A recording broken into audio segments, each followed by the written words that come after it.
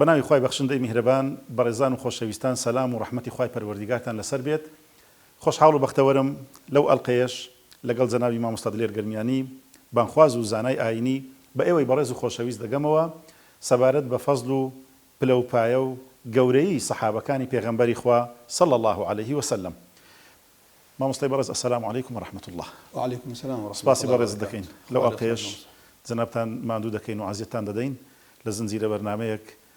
ئینشاءڵڵا دەبێتە ئەڵقەی دووەم سەبارەت بە هاوڵان و سەحابەی پێغەمبەری خوا صلی الله عليه وسلم. ئەگەر ئەو پرسیارە لە جەنابت بکەم لە ئەڵقەی ڕابردوو ئەگەر لە یادمان بێت باسی دیداری ڕەسوڵ الله کرد صلی الله عليه وسلم. هەر سەحابەیەک ئەگەر دیداری کردی بێت لەگەڵ پێغەمبەری خوا عليه الصلاة والسلام کەم بێت یاخود زۆر بێت، دەکرێت پرسیار ئەوە بکەم ئایا بەڵگە و دەلیلی ئەو کەم و زۆریە چییە کەوە جەنابت ئاماژەی پێ دەکەی لەبەرەوەی ڕەنگە خەڵکانێک چۆن دەڵێ ڕێی جیاوازتریان هەبێتن یان بە شێوازێک قبولیان نییە کەوە ئەگەر هاتو سەحابەیەک کەمتر پێغەمبەری خوای بینی بێت عليه الصلاة والسلام یان ساتێکی دیتی بێت بە هاوڵ و بە سەحابە حیساب کرا بێت. ئەو بەڵگانە چین ئەگەر هاتو کەم بێت یاخود زۆر هەر هاوڵی پێغەمبەری خوایە مادام بە ئیمانەوە وفاتی کرد بێت. إن الحمد لله نحمده ونستعينه ونستغفره ونعوذ بالله من شرور أنفسنا ومن سيئات أعمالنا من يهده الله فلا مضل له ومن يضلل فلا هادي له وأشهد أن لا إله إلا الله وحده لا شريك له وأشهد أن محمدا عبده ورسوله.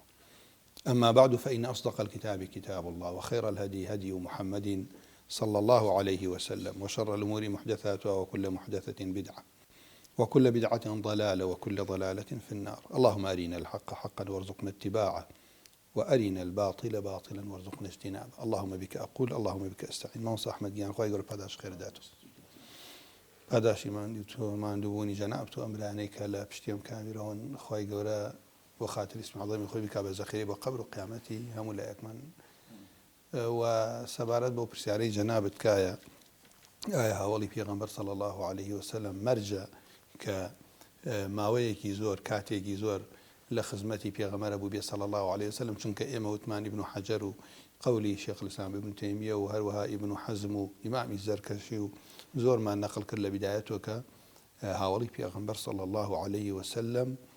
بەهێزترین پێناسە بۆیان ئەوەتان ئەگەر بێت و کاتێکی کەمیش بێت ساتێ بەس پێغەمبەریان بینی بێ صلی الله عليه وسلم هیچیشیان لێ ڕیوایەت نەکرد بێ،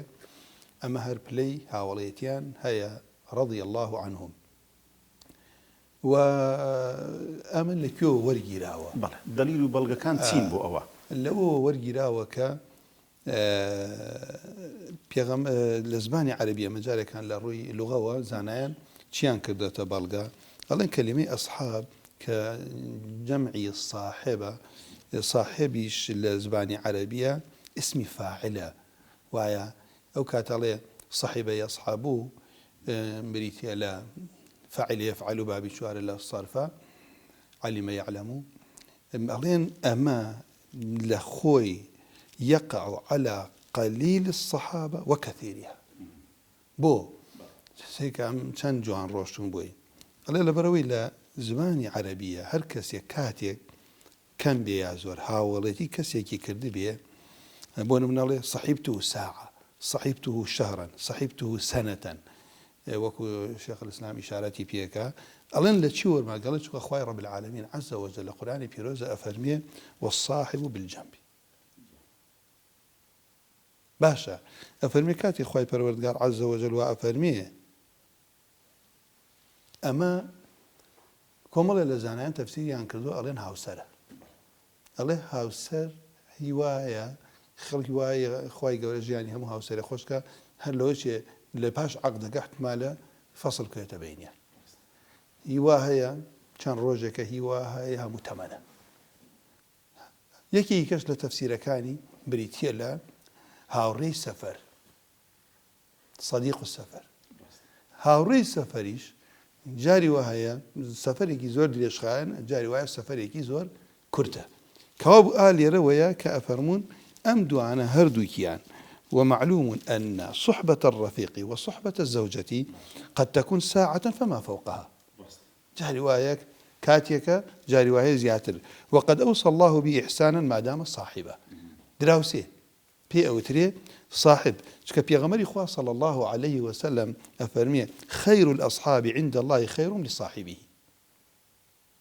يا باشا كستواني بلي كاكي جانا ما هاولي كم كسي سفر لقال كسي أكاتو ولا كاكي جانا ما صاحب نيا وبلغي آياتك وبلغي فرمودي بيغمري خواه صلى الله عليه وسلم وخير الجيران عند الله خيرهم لجاره ويفرمون وقد دخل في ذلك قليل الصحبة وكثيرها وقليل الجوار وكثيره هم سفرێکی کەم هەم هاوڵێکی کەم هەم خێزانێک هەم دراوسێ جاری وایە کەسێک ڕاتە شوێنێک بەماوەیەکی موقەتە بێتە دراوسی کەسێک کاتەکەشی زۆر ناخایەنێت بۆیە ئیمامی ئەحمەد و غەیرە ئیمامی ئەحمەد ئەفەرمون كل من صحب النبي صلى الله عليه وسلم سنة أو شهرا أو يوما أو رآه مؤمنا به فهو من أصحابي له من الصحبة بقدر ذلك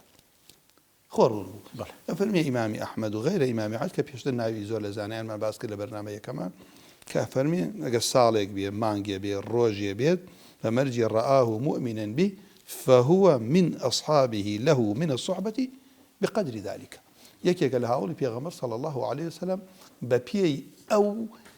قدري خوي فضلي هاول وكو باسد كروز إن شاء الله بدريجي باسيكين ئیتر ئەوە تانێ جیاوازی لە بینی فەضڵیانە هەیە بەڵام پلەی هاوڵێتی وەرەگرێت جوانە خوا پاداش داتۆ مامۆستای بەڕێز بۆ ئەو تێبینی کە لە ئەڵقەی ڕابردوو شتێکمان باس کرد ئەو تێبینیە لەو ئەڵقەیەشدا کەوە بە تەواوی ڕوونت کردەوە دەست خۆشبی سوپاست دەکەین جەنابی مامۆستا ئەگەر پرسیارەکی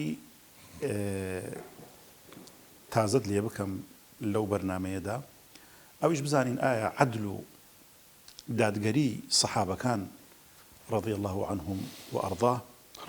آية بتشي وازيك بوا وعدلي أوان تشون بوا وآية دكريت بلين تواوي صحابة كان عدول بون ياخذ بتشي وازيك والله أم برسيارة ما صاحب بسم الله الرحمن الرحيم زور زور قرينجا متعبتي بو أمر رجالي يما لبروي احتمالا هندي برامان هندي خشكمان كاتي الله الصحابة عدلة كالسند حديثة بين لا قشت الصحابة ناويشي نهاتبو هروتت عن رجل سأل رجل النبي صلى الله عليه وسلم سألت امرأة النبي صلى الله عليه وسلم ايتر خزانان قراهم دوزي شانتو يعني ام دينا يما يسوى الياتو للري عبادته للري نوازل والنبي اشتي تعظى بس خوندر من لسرها قال بمعنى براسي جاء ليرا ألين قشت الصحابي بيغمر صلى الله عليه وسلم ايتر واجبني بقرن بيدوز مؤم صحابة كي وبي ناسم يعني ناسم أجينا بيش صحابة بيت للسنة دابية بيوتي حديثي كي أم حديثة بيوتي حديثي مبهم أبي بزان أم بياو كي كعلي عن أخي عن شيخي بوشة عن أبي فلان بقرن بزان نوك الثقة النبيت أو كاتو زانان أمشيان يقلاك لدو بس بو الصحابة لبروي همويان عدل الصحابة كيك لمرجي حديثي الصحيح لا علماء أهل السنة جمع على حديثة أو تاني كأبي راويك عدل بيت إن جاء مش من اللي رخنا لدرجة كان اختي درسهم ها كساني هن إمام أحمد ومالك وأمة بكافر زانن أو عالم قورانا أقر بقسي أوانا بيه يدين تناقل أنا كيمينيته چونکە بۆ گەورەترین طعن لە ئینسانە بدرێ بریتە لە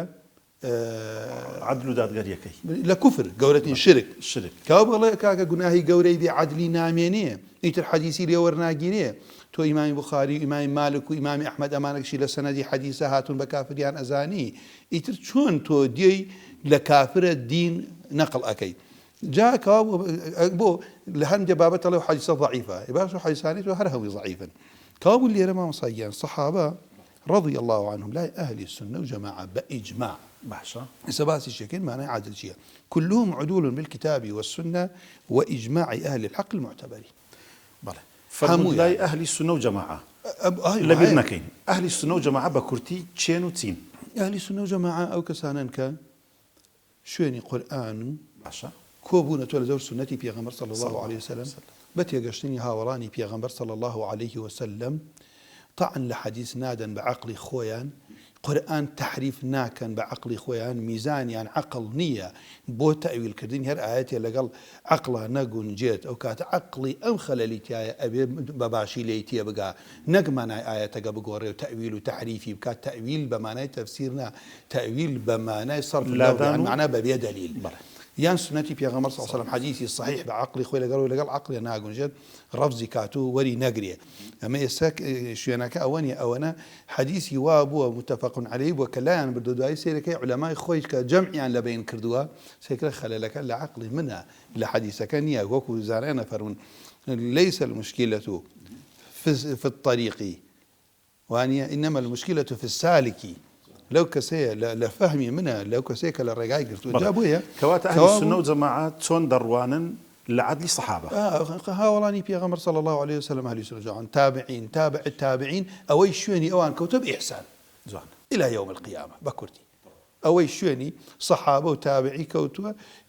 شوني هاولي بيغمر صلى الله عليه وسلم بإحسان إحسان بز لزباني إحسان لمنهجها بتشاكا شوني عم كي لدواي أوان هات قال ربنا اغفر لنا ولإخواننا الذين سبقونا بالإيمان ولا تجعل في قلوبنا غلا للذين آمنوا ربنا إنك الرؤوف الرحيم كاب خوب داش داتوينا كذا إن جاء أمانة بلغيان شمام صاحمد يعني خوي پروردگار عز وجل كافرين كنتم خير أمة أخرجت للناس أما همو أو آياتاني وصف لإيمانك عثمان بدرجة كم هاولي بيغمر صلى الله عليه وسلم خطاب لقال كنتم خير أمة لقال هاولي بيغمر صلى الله عليه وسلم قسم من مفسرين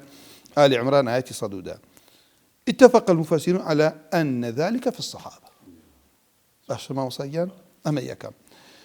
لكن الخلاف في التفاسير مشهور ورجح كثير عمومها في أمة محمد صلى الله عليه وسلم وكذلك قوله تعالى هناك العبرة بعموم اللفظ بلام كي بدرجة كم داخلة هاولا بدرجة كم اتفاق السلام آياته رولها ولا كات هاولي في غمر صلى الله عليه وسلم وكذلك جعلناكم أمة وسطا لتكونوا شهداء على الناس البقرة صدو جلوسين هذا خطاب للموجودين حينئذ المفسرين فرموا يا باشا للصحيح بخاري هاتوا وكذلك جعلناكم أمة وسطا أبو سعيد فرميت بيغمر إخوة فرمي صلى الله عليه وسلم عدولا الله وسط عدلا لصحيح بخاري تحديدي كردية وشيء عدول شيء مو باسكت أي كيه وكذلك جعلناكم خطابك لقال هاولي بيغمبر صلى الله عليه وسلم اقرب بالله باشا لدواء خلقي خرابو يا موت من خلقي بمرجع لسر منهجي اوان بيت اما ابي لبير نكين بالله باشا كاك امتي يسكا وتاني برتوازو كيش يعني وخلاف يعني يا موت اخوي يقول فرمي فان امنوا بمثل ما امنتم فقد اهتدوا وهروهاش باحسان والسابقون الاولون من المهاجرين والانصار والذين اتبعوهم باحسان كابو أما لرجال كانوا أهل زانان أم آياتانيان هي ناوى بيغمر إخوة صلى الله عليه وسلم فرمديك لصحيح بخاري هاتوا أفرمي للرجل قيامته بيغمر نوح بعكريت يدعى نوح يوم القيامة فيقال له هل بلغت فيقول نعم تبليغت كده فيدعى قومه فيقال لهم هل بلغكم فيقولون ما أتانا من نذير وما أتانا من أحد قومك شايتي نادا قال فيقال لنوح عليه السلام من يشهد لك فيقول محمد صلى الله عليه وسلم وأمته كشاءت يداته تبليغ كدوها ببيغمن على محمد أمتك صلى الله عليه وسلم فذلك قوله وكذلك جعلناكم أمة وسطا قال الوسط العدل لا صحيح بخاري فرمدي بيغمبر صلى الله عليه وسلم جان لي كوابو أمي وبزان هروها الصحابة جميعا عدول لتعديل الله لهم أميك يسأل علومي حديثة قال دو زاناي جرح وتعديل با يكيك لا رجالي السند بلين فلان ثقية أما كيف يوتوا دو لزاناني جرح وتعديل بابا ثقة وحديثي لوريجيت هندي بيكيش إشارتي فيها كات بلان بامن بلان كاكا دو زانا بلا سي زانا فيه بلا نمنا دو هنمو أما أقايل أدلينية أم زانا بلام خواي رب العالمين بس أقاين لصدق الزبانة صدق الزبان شنك أو كسيكا ثابت بيدرو أكاد توصفة عدالة أدورين أو حديثة ضعيفة بيد كابو وتعديل النبي صلى الله عليه وسلم لهم هاولان دقەکان شایەتیان بۆ دایستە تۆ توانین پرسیارێکی بڵێ باشە ئەو دقە لەکوێیە؟ خوای گەورە فەرمێ ئولایکە هوم الصادقون. خوای گەورە فەرمێ فعلم الله ما في قلوبهم. خوا شایەتی دڵی هاوڵی داوە. رضي الله عنهم. خوای گەورە لیان ڕازی بە کە خوا لیان ڕازی بێ مانای وانە شتێک ئەکەن ئەمانە دواتر خوای گەورە تووڕە بکات. بۆیە کە ئەو زانایان کە ئاەتە ئیشارە السابقون الأولون تا کۆتایەکە یەکێکە لەو بەڵگانەی کە ئەیهێنۆ وكذلك جعلناكم أمة وسطا كنتم خير أمة أخرجت للناس. إلى اللي مفسرين فرمن أول من يدخل من ذلك هم أصحاب النبي صلى الله عليه وسلم. يكم جيلك داخلي أم آيتاب هاولانا باشان والذين اتبعوهم بإحسان رضي الله عنهم ورضوا عنه. أمختاني كابو يكم إجماع ما مصاح ملوتي قد إجماع أهل السنة لسرك هاولان هم عادل ئیتر کەسێکە لا ئەدالی ئەوە بابەتێکی ترە چکە من باوەڕمان هەیە بە ئیجماع یەکێکە لە مەصادری تەشریع لە ئەهلی سونە و جەماعە. بەڵام پێشەوەی کە من بەڵگەکانی ئیجماع بۆ بەرای خۆم خوێنمەوە مامۆستاگیان ئیجماع بۆ چییە؟ ئیجماع بۆ پاراستنی فەهمە. ئێستا من و تۆ لەم بەرنامە باسی سەرفترە بکەین باش ناتوانم بڵێم ئیجماعی لەسرە ئیلا هەر ئەبێ قود بدەی یا ئەبێ پارە بدەی. بەڵام ئیجماعی لەسرە سەرفترە واجبە. ڕاستە کەوا بوو لێرە پاراستی فەهمەکەی پاراست ئەم دقە وریابن لەسەر واجبیەکەی من و تۆ لەوە چێ حەقی خۆمەوە کاتە خلافم لەگەڵ تا بێ وانە ئەمە الئینکارە فی مەورد نەسێکە فەهمی یعنی تێگەشتنی ئومەت لەسەر ئەو دقە ئەوەیە. بەڵام ئێستا ئاڵتوونی ئافرەت کە هی خۆیەتی کەسابەتی پێوە ناکە ئیجماعی لەسەر نییە کە ئایا واجبە زەکاتی بدایان نەیدا. بەڵام لەسەر کۆی ئاڵتون ئەو کەسەی پیاوێک ئاڵتونی بیان ئاڵتونێک کەسابەتی پێوە بکرێت کاوە بوو لێرە ئیجماع کەسێ بڵێ باشەوە ئیجماع ئیشارەت پێکە ئیجماعمان بۆتانێ فەهمەکە ئەپارێزێت لادان لێ ئینسان تووشی لا ڕێئەکات. کاوە بوو ئیبن الصلاح لە علوم الحەدیث ئەفەرمێ لا پەڕی 171 ئەوە ئیشارەت پێکە فەرمێ ثم إن الأمة مجتمعة على تعديل جميع الصحابة. كسر يدنا راسي أمة جاء ما نشبه أو ميدانا فاسألوا أهل ذكر إن كنتم لا تعلمون. ومن لابس الفتن منهم هنا أويشي ك ويستي خواي جورا وابو خواي بيرودجار ابن عباس فرمي خواي بيرودجار إزاين لباش مردني بيغمبر صلى الله عليه وسلم وفاتي بيغمبر هاولان أو خلافة كيوتا بينيان أو قتالا كيوتا بينيان لقل أوش أخوة فرمي لقد رضي الله عن المؤمنين إذ يبايعونك تحت الشجرة. لقل أوش بيغمبر أخوة فرمي صلى الله عليه وسلم من بايع تحت لا يدخل النار من بايع تحت الشجرة كفرمي صحيحة. كابو اللي رأى فرمي أو إن الأمة مجتمعة على تعديل جميع الصحابة ومن لابس الفتن منهم فكذلك بإجماع العلماء الذين يعتد بهم في الإجماع. أو زانانيك حساب يعني بوكر يعني اعتباري هي إجماع كيان كابو كسيك لا يداوى قلينا كابو لا إجماع لا أداوى خوي لا يداوى إحسانا للظن بهم أما يكم ونظرا إلى ما تمهد له من المآثر وكأن الله سبحانه وتعالى أتاح الإجماع على ذلك لكون من نقلة الشريعة والله أعلم. چونك بو هاولان نقل الشريعة يعني كده قرآن هاولان نقل يعني كده أو السنديك أقاتا منوتو حديثة همان سند قرآني جاندو خو ملائكة ناتنا وخلقها صارانا بل أما آيات هو آيات نية بويا براسي هو لا ينهي ابن صلاح إشارتي بيكا ابن عبد البر أفرمي فهم خير القرون زعما بس ام زانانا كاتم ديتي بس لبروي بس مشيبو بابزاني كان زانا وايوتوا أفرميت وخير أمة أخرجت للناس باشترين صدى هاولي بيغمبر صلى الله عليه وسلم باشترين أمة لباش بيغمبران صلاة والسلام إخوان للسربي هاولي بيغمبر صلى الله عليه وسلم ثبتت عدالة جميعهم بثناء الله عز وجل وثناء رسول الله صلى الله عليه وسلم. كابو يما فيشتر نختيك وثمان أجر كسيك دوزانا ثنائي بكن ستايشي بكن كأما عدلة أما ثقية كبس أقال الزبان هي خواي قولش أقال نيان كان هي أفرمي علماء فرمون ثقية فكيف بكسيك أفرمي شيء ثبتت عدالة جميعهم بو جميعهم كمحمد رسول الله والذين معه والذين الفاظ عموما لقد رضي الله عن المؤمنين إثبات إيماني عن بوكا وآية جاوك وفرمي ثبتت عدالة جميع بثناء الله عز وجل وثناء رسول الله صلى الله عليه وسلم ولا أعدل ممن ارتضاه الله لصحبة نبيه صلى الله عليه وسلم ونصرته هجكس لوان وانية عادل ترنين ولا تزكية أفضل من ذلك ككسي أخوي رب العالمين سايش بكات كسي قرآن والسنة تزكيان بكات والسابقون الأول من المهاجرين والأنصار والذين اتبعوا بإحسان رضي الله عنهم وهني أخوي قورا ليان رازي وبهشتي شبوها ما ذكردون وهي كابوا أولئك هم المفلحون ولا تعديل أكمل منها أما استيعاب في معرفة الأصحاب ابن عبد البر أو زانا قولي إمام النووي رحمة الله إخوائي لي أفرمي الصحابة كلهم عدول الله بو مصطلحه وبو شيء وعزباسي ذلك الصحابة كلهم عدول من لابس الفتن وغيرهم بإجماع من يعتد به بإجماع أوزان عنك إجماع يعني اعتباره هي إمام حافظ ابن حجر لا الإصابة لا مجلد لا أفرمي اتفق أهل السنة على الجميع أي الصحابة عدول اتفق أهل السنة ولم يخالف في ذلك إلا شذوذ من المبتدعة أو شذوذ من المبتدعة لبرتي قمانيان دروس كرد ولا عدل صحابة كان يعني هو كان تين بو أوي كوا شاز دربتن يعني وكو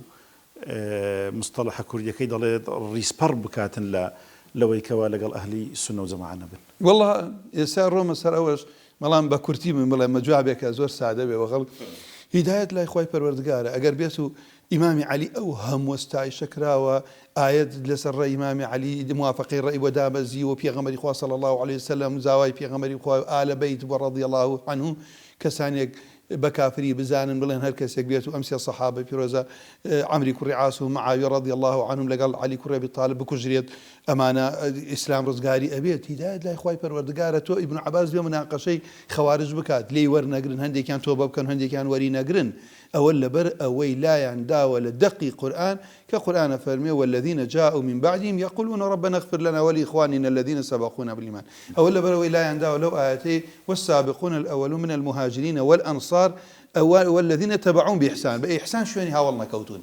أول بروي في غمر إخوة فرمي صلى الله عليه وسلم قال لباش خم خلاف تنبيني فعليكم فما أنا اليوم عليه وأصحابي فما أنا اليوم عليه وأصحابي عليكم بسنتي وسنة الخلفاء الراشدين لا تسبوا أصحابي يعني ما بصم لبروي هداية لا إخوة پروردگار وجاري وابو لعهد الصحابة جبوا هدايتك أي ورنقلتو انت ما مصاقين ابن كثير لباعة الحديث فرمي